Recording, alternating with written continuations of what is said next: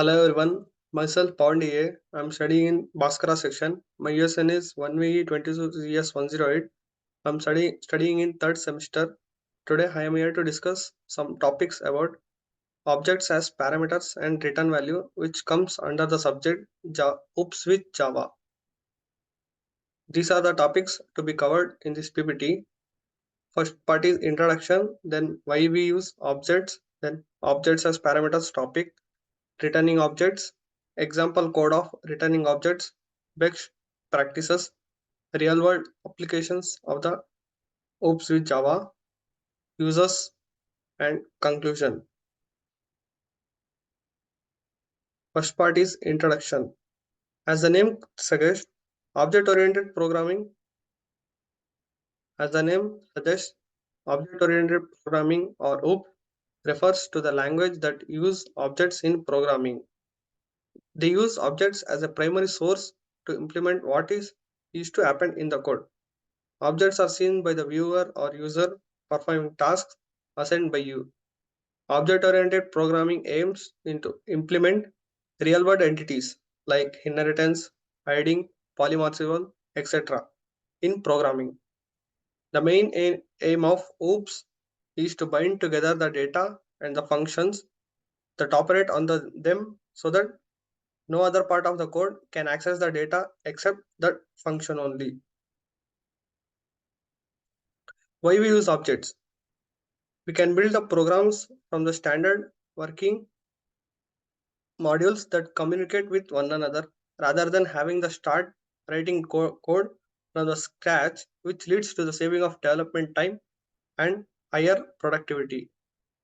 Object-oriented programming language allows to break the program into a bit-sized problems that can be solved easily, only accessing one object at a time. The new technology promises greater programmer productivity, better quality of software, and lesser maintenance costs.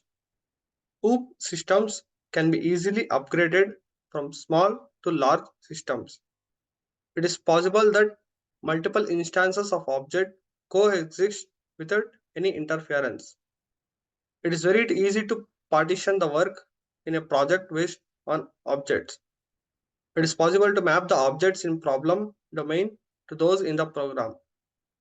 The principle of data hiding helps the programmer to build secure problems which cannot be invaded by the code in the other parts of the program. By using inheritance, we can eliminate redundant code and extend the use of existing classes.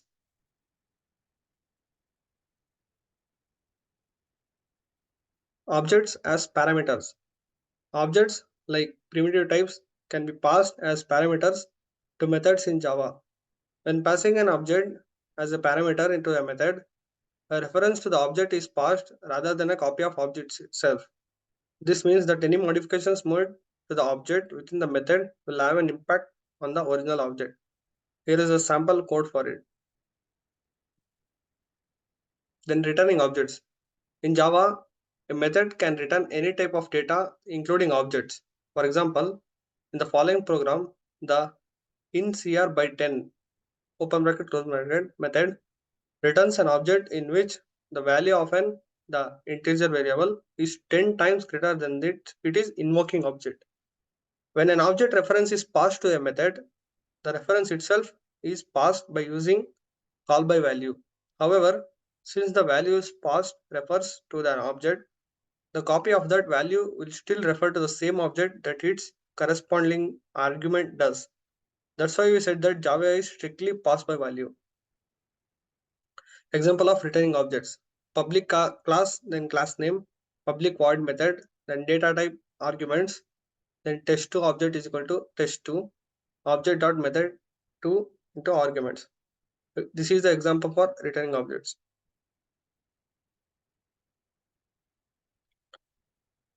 What are the real world applications? Like where we can use the Java class and objects concepts in the real world entities. The first one is desktop GUI applications. Second one is mobile applications. Third one is artificial intelligence, web applications, in the big data technology, in gaming applications, in business applications, embedded systems, and these are also used in the cloud applications and also in the scientific applications. As you can see, here is the example of Java classes and objects. A person is standing there. His name is John, age 35 years old, living in city Delhi, and is male. And person is a class, and data members are his unique ID like name, age, city, and gender.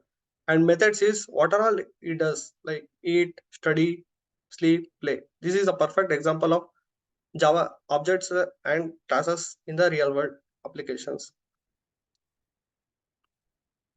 Users of by using the concept of what are the users? Encapsulation and modularity. Second one is code reusability. Third one is improved readability. Fourth one is flexibility and extensibility. Fifth one is it reduces the number of parameters that can be used in a function. Sixth one is enhancer type society. Seventh one is consistent data representation. Eighth one is effective collaboration. Conclusion. Objects encapsulate data and behavior, promoting a modular organized approach to the programming.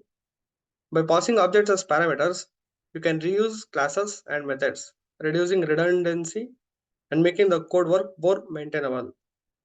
Objects as parameters enhance the readability of the method signatures, making it clearer and more intuitive to understand the purpose of a function. Thank you. If you like the video, please do like, share, and subscribe.